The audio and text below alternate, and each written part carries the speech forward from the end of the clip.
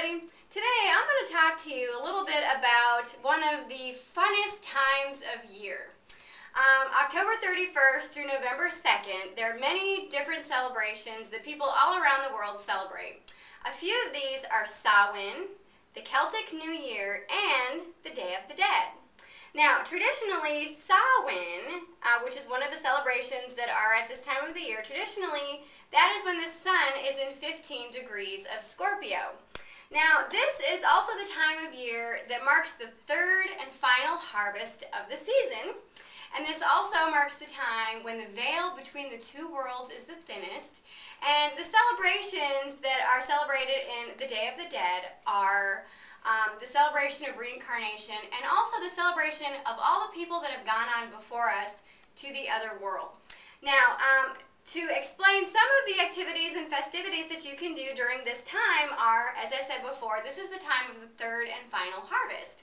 So this is a time when you want to clean out your garden and get it ready for next spring by putting all kinds of good fertilizer and everything in it. But when you harvest all the stuff out of the garden, make sure that you give offerings to the goddess and the god for helping you nurture and seeing your garden grow throughout the entire year.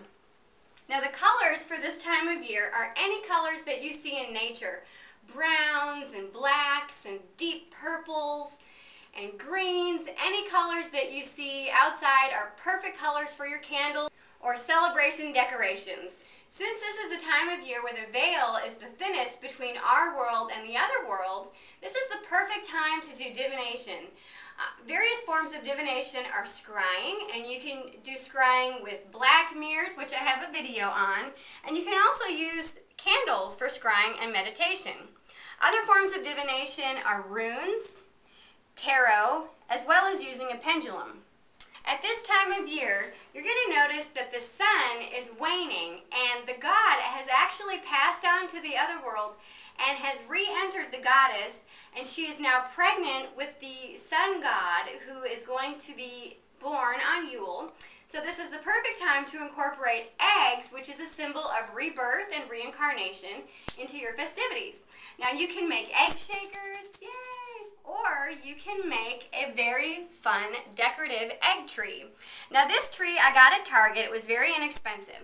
Now this is a very simple craft that you can do. You just take eggs, and I would recommend using brown organic eggs since the shell is thicker, and you poke a hole in the bottom and the top, you blow the egg out, decorate it with permanent markers, and then you string it with some twine and hang it on your tree. Since this is a time where we remember all the people that have passed on before us, this is the perfect time for you and your family to gather photos of all the people or important figures in your life, even pets, and make an ancestor altar, which my family actually started a few years ago, and we've actually kept it up all year round, and it's a really nice touch to your family atmosphere. And the things that you can include are just basic, pictures or items from a specific person that has really touched your life, such as a brooch or something else.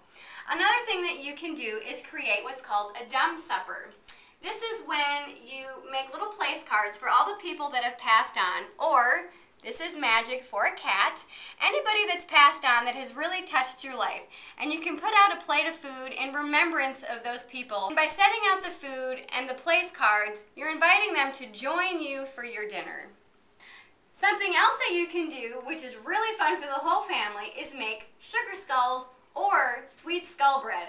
I actually have videos about both of these, and they're so much fun for everybody to participate in.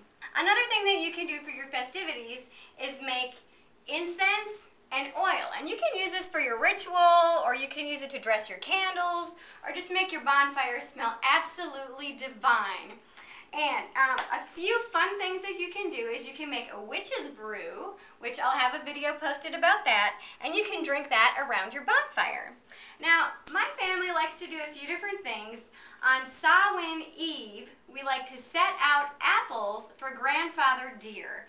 Now, I'll have that reading of that story, which is from Circle Round, from Starhawk, Ann Hill, and Diane Baker.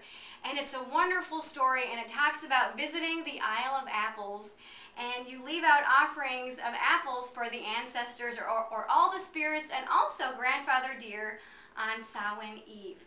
And one other thing that you can do that's very powerful is do a letting go celebration or ritual that lets go of all the things from the past, since this is the mark of a brand new year. This is a perfect time to let go of all the stuff that you're done with and you want to start fresh, and so this is perfect to do that. Now, if you have an altar and you choose to have a goddess representation on it, you can use Caradwin, who is the crone aspect of the goddess at this time of year. And actually, you can either use a crone goddess or a mother goddess, since she is pregnant with the god and will be giving birth at the winter solstice, or around December 21st. Now, you can also, for your altar, if you choose to have one, you can also decorate it with beautiful black cloths. And this signifies new beginnings. And new beginnings is what this is all about, celebrating reincarnation and just the new beginning of things to come. Yay! Well, I hope you have enjoyed seeing some of the things that me and my family like to do. And I hope you have a blessed and joyous celebration at this time of year. Blessed be. And I hope that you and your family have a... I hope you have enjoyed seeing. Looks like you're wearing a giant cowboy hat.